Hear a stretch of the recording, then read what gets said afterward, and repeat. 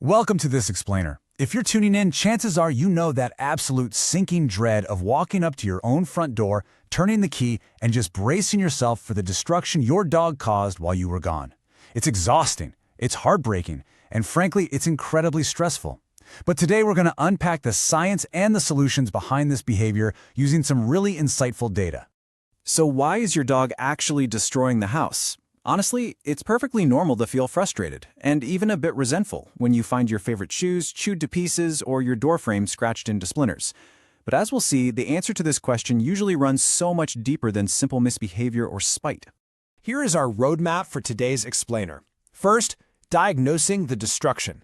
Second, busting boredom with enrichment. Third, rethinking the dog crate. Fourth, the power of pheromones. And finally, a multimodal treatment plan. Let's dive right in. Okay, Section 1. Diagnosing the destruction and reading the symptoms. First things first, we've got to play detective to figure out exactly why your dog is acting out when you leave. Because before we can even think about treating the problem, we have to properly diagnose it. Now, there is a really stark contrast between a dog that just needs some mental stimulation and one that is experiencing a true panic disorder. A dog dealing with boredom or juvenile destruction, they might chew things up whether you're home or not. But a dog suffering from separation anxiety only exhibits these extreme behaviors when they're isolated from their attached human. One needs a job, the other needs medical and psychological support. Because true separation anxiety is marked by extreme distress. We aren't just talking about a dog being a little naughty here. We're looking at persistent pacing, extreme escape attempts that can literally lead to broken teeth and self-injury, and an anxiety that ramps up the second they see you putting on your coat. It's a genuine panic attack. Moving on to Section 2, busting boredom with enrichment to tire the brain. If your dog falls into that boredom category, let's look at our absolute best first solution, engaging their incredible cognitive abilities. For a lot of dogs, a simple lack of physical and mental stimulation is the main driver of all that destruction. You know the saying, mental exercise can be just as tiring as physical exercise for dogs. Think about it. Tapping into their natural instincts, especially those 300 million scent receptors in their nose, can exhaust them just as effectively as a long run. Giving them a puzzle to solve burns a massive amount of cognitive energy. And you can actually build a practical DIY puzzle box right now in 4 super easy steps. Just grab an empty box, cut some small holes in it, toss in some kibble, and close it up securely.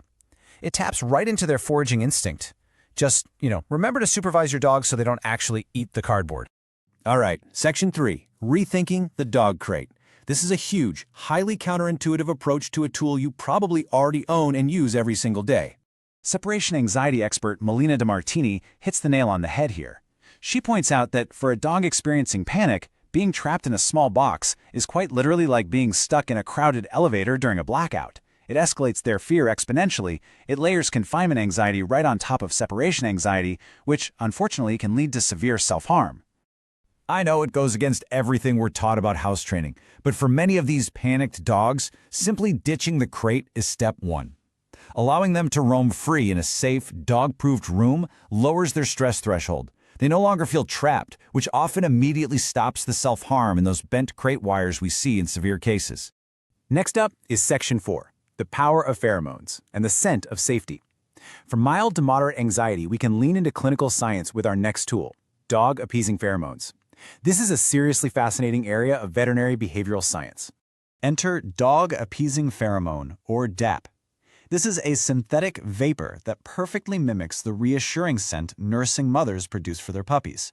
Now, to be clear, this is not a sedative. It triggers a neurological calming response directly through a specialized scent receptor located just above the roof of the dog's mouth. And the best part?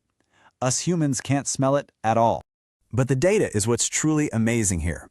Clinical studies demonstrate a massive 68 to 82% reduction in stress hormones when canidides are exposed to these synthetic pheromones.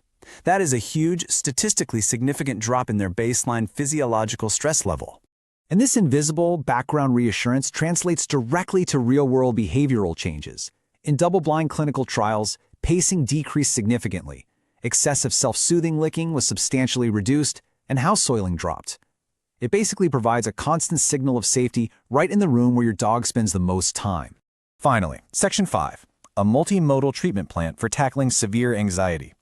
For dogs dealing with severe clinical separation anxiety, one single tool just won't be enough.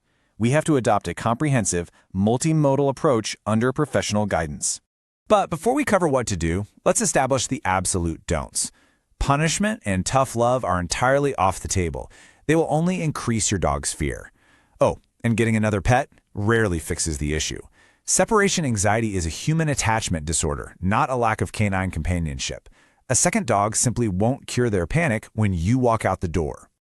So, the actual veterinary protocol involves 5 interconnected steps: environmental management, refining social cues, and using tools like the diffusers and puzzles we just talked about.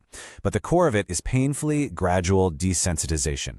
This means repeatedly doing things that usually scare them, like picking up your keys or putting on your coat, without ever actually leaving the house, until those triggers just lose their power entirely.